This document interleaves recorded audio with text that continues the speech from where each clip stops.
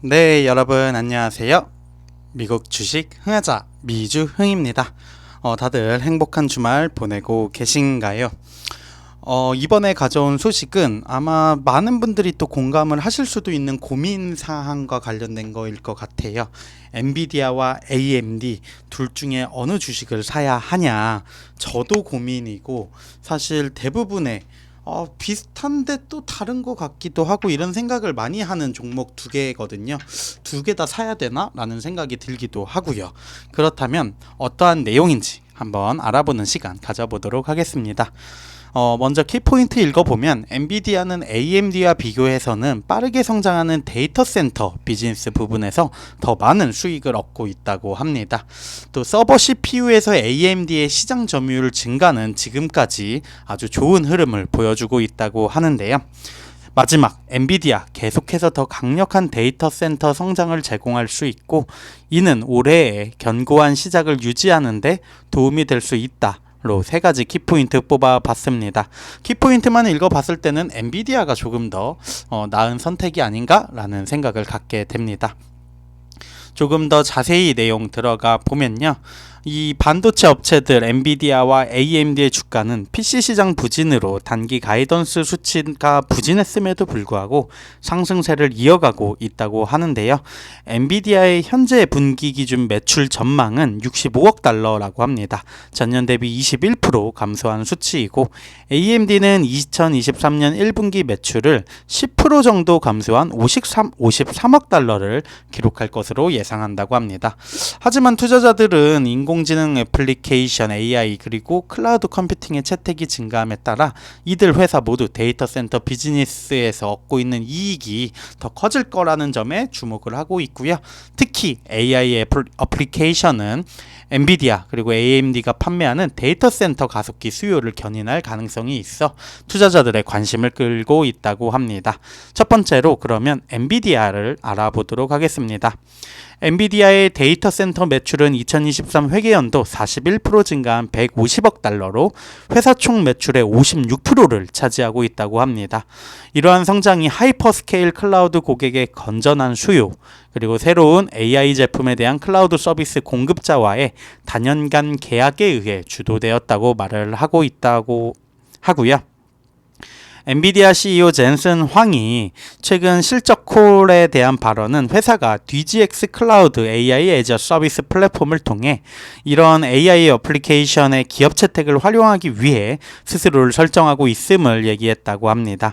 엔비디아가 이 새로운 서비스를 통해 비즈니스를 위한 독점 생성 AI 모델 그리고 서비스를 구축하려는 엔터프라이즈 고객을 지원하는 것을 목표로 한다고 밝혔다고 하는데 이를 통해 엔비디아 엔터프라이즈 AI 어플리케이션 개발 경쟁에서 혜택을 받을 수 있는 좋은 위치에 있다고 합니다.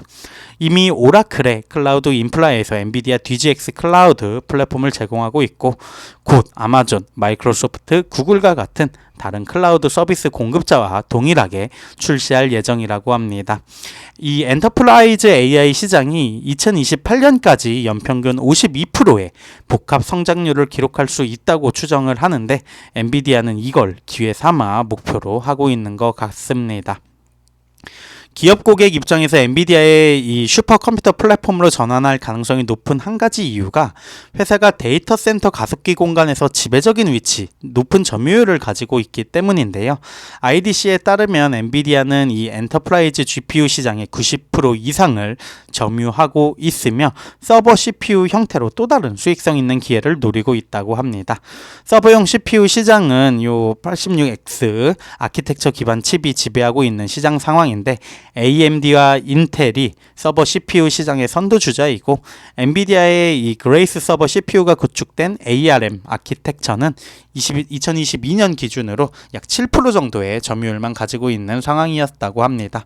2026년까지 ARM 프로세서는 절반을 차지할 것으로 클라우드 서버 시장의 절반을 차지할 것으로 예상이 된다고 하는데 엔비디아의 ARM 기반 그레이스 CPU가 AI 그리고 클라우드 및 하이퍼스케일 워크로드를 대상으로 설정한다면 회사의 데이터 센터 사업 전망 상당히 밝아 보인다라고 하면서 엔비디아에 대한 분석을 마치고 있고요. 두 번째로 AMD를 조금 살펴보겠습니다. 엔비디아와 마찬가지로 AMD도 견고한 데이터 센터 성장을 증명해 나가고 있는 상황이고, 회사의 데이터 센터 매출은 2022년 전년 대비 63% 증가한 60억 달러를 기록을 했다고 합니다. 작년에 AMD 총 매출의 4분의 1 이상을 차지했다고 하는데, 엔비디아가 50% 이상이 데이터 센터에서 나온 걸 생각을 하면은 의존도는 낮다는 것을 의미하기도 합니다. AMD의 데이터 센터 사업이 엔비디아보다 작은 이유는 두 가지라고 볼 수 있는데요. 엔비디아가 독식하고 있는 데이터 센터 GPU 시장에서 AMD CEO 리사수 2022년 4분기 데이터 센터 GPU 판매가 1년 전보다 크게 감소했다고 최근 실적 콜에서 지적을 했고요. IDC는 AMD가 2021년 말 이 수익성 있는 공간의 8.5% 정도만 점유하고 있다고 추정한다고 합니다. 이러한 리사수의 의견, 2022년에도 상황이 나아지지 않을 수 있음을 의미한다고 볼 수도 있겠죠. 두 번째로 AMD는 현재 인텔이 지배하고 있는 서버 CPU 시장 또 집중을 해야겠죠.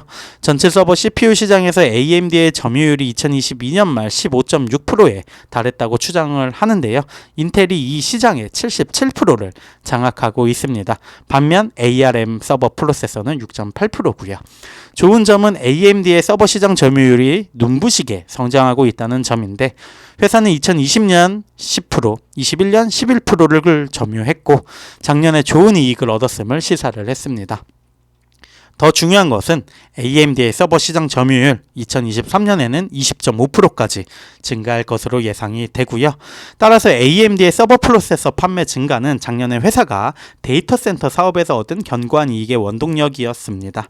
AMD가 올해 서버 시장 점유율을 계속해서 또 확보를 해 나간다면 데이터 센터 수익이 높아지는 것은 놀라운 일은 아닐 겁니다로, AMD에 대해서도 긍정적인 서버 CPU 시장에서의 성장을 기반으로 한 데이터 센터 수익이 높아지는 부분을 언급을 했습니다. 결론적으로 지난 1년 동안 두 칩 제조업체 모두 인상적인 데이터 센터 성장을 보고했고, 하지만 AMD의 문제는 데이터 센터 비즈니스가 엔비디아만큼 회사에 큰 영향을 미치지는 않는다는 것입니다. AMD는 CPU와 GPU를 모두 판매하지만 엔비디아는 작년까지 GPU만 취급을 했지만 말입니다.